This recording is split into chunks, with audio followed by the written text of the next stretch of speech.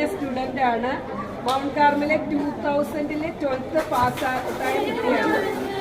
ഈ മോളെ കുറിച്ച് പറയുമ്പോൾ എനിക്ക് ഭയങ്കര അഭിമാനമാണ്. ഇപ്പം BSF-ലെ അപ്പോയിൻമെന്റ് ജമ്മു കാശ്മീരിൽ അപ്പോയിൻമെന്റ് ജമ്മുവിൽ കിട്ടിയിരിക്കുകയാണ്. അപ്പൊ മോളെ എങ്ങനെയാണ് ഇവിടെ വരെ എത്തിയെന്ന് പറഞ്ഞു? ഞാൻ 2020-ലാണ് ഇവിടുന്ന് 2020-ൽ 12th പാസ്സായി. അത് കഴിഞ്ഞ് ഫാത്തിമയില് സ്പോർട്സിനോടൊക്കെ വലിയ താല്പര്യമായിരുന്നു, വളരെ കഴിഞ്ഞ് അത് കഴിഞ്ഞ് ഞാൻ സ്റ്റാഫ് സെലക്ഷൻ കമ്മീഷന്റെ എക്സാമിന് വേണ്ടി കോച്ചിങ്ങും ചെയ്ത് അക്കാഡമിയിൽ ഓട്ടം ഫിസിക്കൽ സെറ്റാക്കാൻ വേണ്ടി പോയി.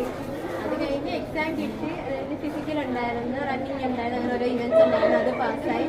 ഇന്റർവ്യൂ പിന്നെ അല്ലാതെ ഒരു ഷോർട്ട് ലിസ്റ്റ് കൂടെ ഇട്ടിട്ട് അവർ പെട്ടെന്നായിരുന്നു വിളിച്ചത്. ട്രെയിനിങ് 1 വർഷം ട്രെയിനിങ് 5 വർഷം ജോലി കണ്ടിട്ട് അങ്ങനെ ടീച്ചറിനെ കാണാൻ എത്തിയതാണ്. ജോലി കിട്ടിയ സന്തോഷത്തിൽ മധുരം പങ്കുവയ്ക്കാൻ വേണ്ടി.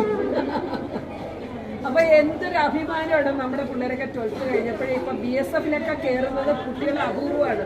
പക്ഷെ ഏറ്റവും നല്ല കൂടുതൽ സാലറിയും BSF-ലൊക്കെ വലിയ ഓഫീസേഴ്സൊക്കെ ആയിട്ടുള്ള റിയലി വളരെ ഗ്രേറ്റ് ആയിട്ടുള്ളതാണ്. അപ്പൊ ശരിക്കും പറഞ്ഞാൽ നമ്മുടെ ഇന്ത്യയെ കാത്തു സൂക്ഷിക്കാൻ പോകുന്ന ഒരു കുട്ടിയാണ് ഇന്ത്യയുടെ ബോർഡറിലെ സെക്യൂരിറ്റി ഫോഴ്സ്. അപ്പൊ നമുക്ക് മൗണ്ട് കാർമൽ സ്കൂളിനെ അഭിമാനിക്കാം. നമ്മളെല്ലാം രാത്രി സുഖമായിട്ട് ഉറങ്ങുമ്പം നമ്മുടെ ബോർഡർ സെക്യൂരിറ്റി ഫോഴ്സിലെ ആൾക്കാർ നമ്മുടെ ഇന്ത്യയുടെ ബോർഡറിൽ ഇങ്ങനെ